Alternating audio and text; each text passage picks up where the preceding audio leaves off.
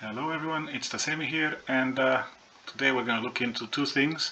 First, we're going to browse the new Heroic Accessories and have a look at which ones are good for SNS mains and Templars.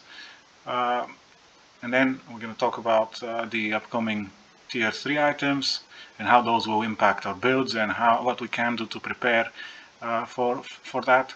So the first item we're going to look at on the Heroics for Heroic Accessories is the belt, the Binding Treachery, and the passive that all of these items have. The passive is Dark Wings Power, and we get 300 million range defense, which is great for tanks, and we got max mana of 1000, which also helps avoid mana burn. And yeah, so also in addition to that, we get an additional 90, about 90 magic defense, because these items have more magic defense than the normal tier 2 accessories. And yeah, so on this belt we have the option to choose heavy attack evasion as a heroic trait and heavy attack evasion as an additional random trait, and plus choose stats such as wisdom and perceptions, which are my personal choices because they allow me to reach certain breakpoints in the build, to reach 80 perception, 80 fortitude, and I almost reached 75 wisdom. 80 wisdom. I'm trying to figure out how to get there. But essentially, for me, the belt is very good because it offers us 320 heavy attack evasion, it offers us debuff duration and standard traits, but it also offers us the basic stats it has, which are 10 fortitude and 24 damage reduction. 24 damage reduction is quite strong, and it cannot be ignored by any SNS player. So we're going to have even more total damage reduction. It's going to be like 240 now, and yeah, fortitude is quite a rare stat anyway, so we're quite happy to get that. So that's about the belt. That's what I'm going to be using. But there was a few other items that I was considering. So let's have a look at the bracelet next, because the bracelet has 165 at heavy attack evasion plus 10 wisdom. Those are very good stats. So I'm kind of impressed by these stats, and I would rank this as number 2 for tanks. And we have the option of again picking heavy attack evasion or critical damage resistance as tanks, and I always go with the heavy attack evasion, but because we have about 80% critical damage resistance from other sources anyway, which is enough. So obviously we choose that. But then in terms of stats here, we have the excellent option of choosing fortitude, but we don't have wisdom on here. And the other issue is there is no. If there was heavy attack evasion here, I'll just choose that, and that will be my best item. But because we don't have it, I rank it as number 2. Because yeah, what else do we pick? Bonus damage is very good if you focus on that. If your class can use bonus damage, so that will be an excellent item for maybe the crossbow players. But yeah, not that good for tanks in my opinion. So then we move on, but still it's ranked 2 out of all of them. So let's have a look at the ring. Eternal Promise. Eternal Promise has the opportunity to double stack evasion. As far as I know, yeah, you have the opportunity to get double evasion, but the main stats on this are dexterity, which we cannot use as tanks. It's not part of the build, and attack speed, which is not that important for tanks. So that item I don't recommend for tanks, but it's very good for damage dealers who need attack speed. So then we move on to the necklace. So the necklace has critical hit chance 165 and strength, which these two can be used by a tank build, so it can be possibly ranked as number 3 for tanks.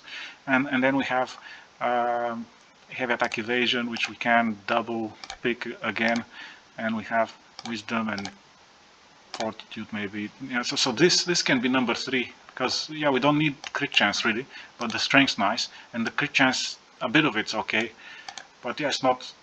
We just can't take that over the 24 damage reduction. It's just not viable. But still, that's number 3 for tanks. Let's see, do we have anything else? So we're looking at the last item here is the earrings of corrupted stellarite.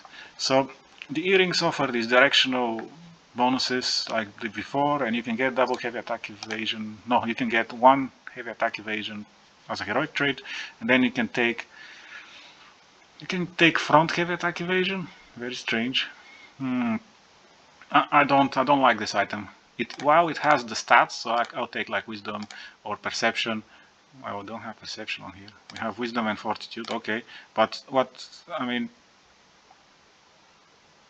I don't like the directional heavy attack evasion. So I would not recommend. I don't even know what class this would be good for. Yeah, so that's my take on the heroic items. I think having the accessories is good. It helps get a bit of defense in to counter the heroic weapons. But let's talk about tier 3, and we heard that it's coming out on the 18th of September along with some other features in the game, but it looks like the tier 1 bosses will be upgraded. While it will be upgraded to drop these, we're not going to get an expansion. We might get a dungeon or a raid, but we're not going to get a territory expansion straight away. So we're going to get T3 probably at the same time as we get this Hyperboost server, so people can join in and start on equal footing when tier 3 drops. That's good, but that also means the builds we have. Let's say if you're missing some Nebula accessories, you're missing some items of tier 2 quality, it looks like those will be cheap in the weeks coming to the expansion. They'll be likely easier to get, and then once tier 3 drops, it's likely that tier 2 items will be even easier to obtain. So what may be good is just waiting for prices to reduce a bit if you're a free-to-play player and you're not in a rush to buy anything, and then you can finish your T2 build at the start of the tier 3 expansion, and then slowly get a tier 3 build kind of theory crafted and finished. So I think, yeah, I'm not gonna rush into tier 3 too much. I mean, it's gonna be a while until things are clear, and we're gonna see how the prices go. I think at the beginning I'm probably gonna sell everything I get and try and stack loose and then use it later, something like that. Okay, so that's my take on the current events, and yeah, it's great that Ray of Disaster has been fixed. And yeah, let's have a look at this medium rate difficulty, see if we can clear it. And yeah, let's have fun with the game. Have a good day, and remember to subscribe, share, comment, and yeah, leave me a like. Bye.